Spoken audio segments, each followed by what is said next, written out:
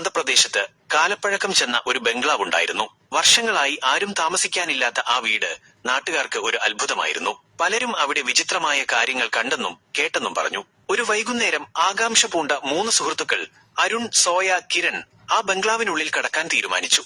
ഇരുട്ട് വീണു തുടങ്ങിയിരുന്നു. അന്തരീക്ഷത്തിൽ ഒരു തണുപ്പ് അനുഭവപ്പെട്ടു. തലുപ്പില്ലാത്ത പ്രധാന വാതിൽ അവർ പതുക്കെ തുറന്നു. അകത്തേക്ക് കയറിയപ്പോൾ പൊടിപടലവും ചിതലുകളുടെ ഗന്ധവും അവരെ എതിരേറ്റു. ഫർണിച്ചറുകൾ തുണികൊണ്ട് മൂടിയിരുന്നു, എങ്കിലും അവയുടെ രൂപം അവ്യക്തമായി കാണാമായിരുന്നു. അവർ ഓരോ മുറികളായി പരിശോധിച്ചു. ഒരു പഴയ ലൈബ്രറിയിൽ നിറയെ പുസ്തകങ്ങൾ ഉണ്ടായിരുന്നു, പലതും ജീർണിച്ച അവസ്ഥയിൽ. അരുൺ ഒരു പുസ്തകം തുറന്നു. അതിൽ വരച്ച ചില വിചിത്രമായ ചിത്രങ്ങൾ കണ്ടു. മുകളിലത്തെ നിലയിലെത്തിയപ്പോൾ ഒരു മുറിയിൽ നിന്ന് നേരിയ പിയാനോയുടെ ശബ്ദം കേട്ടു. അവിടെ ആരും ഉണ്ടായിരുന്നില്ല. ശബ്ദം കേട്ട ഭാഗത്തേക്ക് അവർ പതിയെ നടന്നു.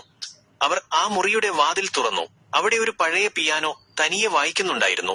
അതിന്റെ കട്ടകളിൽ പ്രേതബാധയേറ്റതുപോലെ വിരലുകൾ ചലിക്കുന്നു. മൂവരും ഭയന്ന് വിറച്ചുപോയി. പെട്ടെന്ന് പിയാനോയുടെ വാതിൽ ശക്തിയായി അടഞ്ഞു. മുറിയിൽ അന്ധകാരം നിറഞ്ഞു. അവർ നിലവിളിച്ചു. ടോർച്ച് ലൈറ്റുകൾ പരസ്പരം വെട്ടിത്തിളങ്ങി. വെളിച്ചത്തിൽ ചുമരിൽ പതിച്ച ഒരു പഴയ ചിത്രം അവർ കണ്ടു. അതിൽ അതേ ബംഗ്ലാവിന്റെ മുൻ ഉടമയായ ഒരു സ്ത്രീയുടെ ചിത്രമായിരുന്നു. അവരുടെ കണ്ണുകളിൽ ദുഃഖവും നിസ്സഹായതയും നിറഞ്ഞിരുന്നു. പെട്ടെന്ന് തറയിൽ നിന്ന് ഒരു തണുത്ത കാറ്റ് വീശി. ആ സ്ത്രീയുടെ തേങ്ങലിന്റെ നേരിയ ശബ്ദം അവർ കേട്ടു. ഭയന്ന് വിറച്ച അവർ വേഗത്തിൽ താഴേക്ക് ഓട്ടി പുറത്തേക്ക് രക്ഷപ്പെട്ടു. അതിനുശേഷം ആരും ആ ബംഗ്ലാവിന്റെ അടുത്തേക്ക് പോയില്ല. പക്ഷേ രാത്രിയുടെ നിശബ്ദതയിൽ ആ പഴയ പിയാനോയുടെ നേരിയ ശബ്ദം ഇപ്പോഴും കേൾക്കാമെന്ന് ചില നാട്ടുകാർ വിശ്വസിച്ചു. ഒഴിഞ്ഞ ബംഗ്ലാവ് ഇന്നും അതിന്റെ രഹസ്യങ്ങൾ കാത്തുസൂക്ഷിക്കുന്നു.